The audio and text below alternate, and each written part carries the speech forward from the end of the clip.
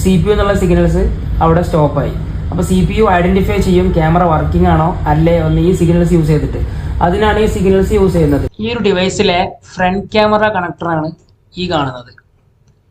ഈ കണക്ടറിലേക്ക് serial communication ചെയ്യുന്നതിന് വേണ്ടി 2 ലൈൻസ് CPU വരുന്നുണ്ട്. അതാണ് സീരിയൽ ക്ലോക്ക്, അതുപോലെ തന്നെ സീരിയൽ ഡാറ്റ. SCL SDA എന്ന് പറയും. I2C കമ്മ്യൂണിക്കേഷൻ എന്നാണ് ഇതിന് പറയുന്ന പേര്. അപ്പം നമ്മൾ ഈ ഒരു കപ്പാസിറ്ററിനകത്ത് സീരിയൽ ക്ലോക്കാണ് വരുന്നത്. അതുപോലെ ഈ ഒരു കപ്പാസിറ്ററിനകത്ത് സീരിയൽ ഡാറ്റ എന്നുള്ള കണക്ഷനാണ് വരുന്നത്.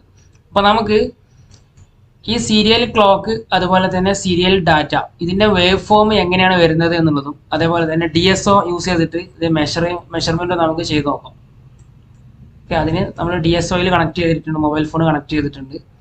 എന്നിട്ട് നമ്മൾ ഫ്രണ്ട് ക്യാമറ ഓൺ ചെയ്യാണ്. ഫ്രണ്ട് ക്യാമറ ഓൺ ചെയ്യുന്ന സമയത്ത് സിഗ്നൽസ് കാണാൻ സാധിക്കും. മദർ ബോർഡുമായിട്ട് കണക്റ്റഡ് ആണ്, ജമ്പർ ചെയ്ത് വെച്ചിട്ടുണ്ട്. നമുക്ക് ജസ്റ്റ് ഫ്രണ്ട് ക്യാമറ ഒന്ന് ഓൺ ചെയ്ത് നോക്കാം. ഇത് ബാക്ക് ക്യാമറയാണ്, അപ്പോൾ സിഗ്നൽസ് വരാൻ പാടില്ല, സിഗ്നൽസ് വരുന്നില്ല. നമ്മൾ ജസ്റ്റ് ഫ്രണ്ട് ക്യാമറ ഓൺ ചെയ്യാണ്. അപ്പോൾ സിഗ്നൽസ് വന്നു കണ്ടോ. അപ്പോൾ ഇതാണ് സീരിയൽ ഡാറ്റ അതുപോലെ തന്നെ സീരിയൽ ക്ലോക്കിൻ്റെ കണക്ഷൻ ചെയ്യുന്നത്. ഒരുപാട് സെക്ഷനുകളിൽ I2C ലൈൻസ് യൂസ് ചെയ്യുന്നുണ്ട്. അതുപോലെ നെറ്റ്വർക്കിലാണെങ്കിൽ RFFE ലൈൻസ് ആണ് വരുന്നത്. അപ്പോൾ നമുക്കൊന്നുകൂടെ ബാക്ക് ക്യാമറയിലേക്ക് സ്വിച്ച് ചെയ്ത് കഴിഞ്ഞാൽ സിഗ്നൽസ് പോയി.